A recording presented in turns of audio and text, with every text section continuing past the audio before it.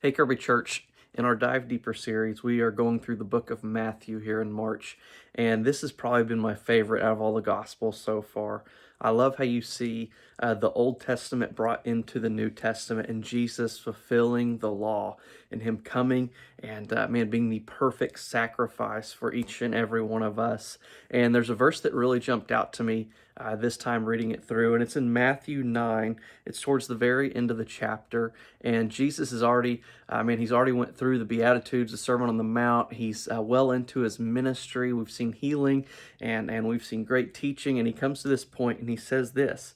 It says, Jesus continued going around to all the towns and villages, teaching in their synagogues, preaching the good news of the kingdom, and healing every disease and sickness.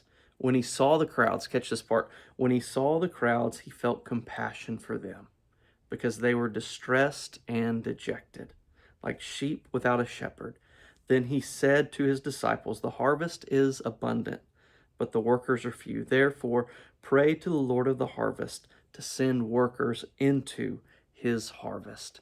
Man, I don't know about you, but I know for me, there's been times in my life where I've been exactly like the crowd, like he's talking about here, distressed and dejected. And I'm so grateful that just as Jesus spoke about here in Matthew, man, the same is true for me. He looks at me with compassion.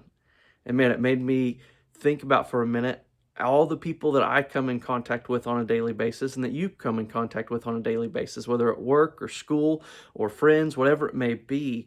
And we come across many, many people who, man, are detestable, are dejected, who are going through it. And it made me ask the question of how do I see them? Do I judge them? Do I think bad thoughts about them? Or like Jesus, do I look at them with compassion? And then the reality is we should take Jesus' example and show compassion because we have access to the one who is true hope, who is true peace, who has the true answer for what they need and what we need. And so, man, that's been such an encouragement and a challenge for me that number one, God, man, he shows compassion. He looks upon me with compassion. Number two, I'm supposed to take that compassion and show the love of Christ to all those I'm in contact with. And so, man, I hope you're enjoying going through the Gospel of Matthew, and I hope you're taking it and applying it to your life and living out the scripture and the example of Jesus Christ.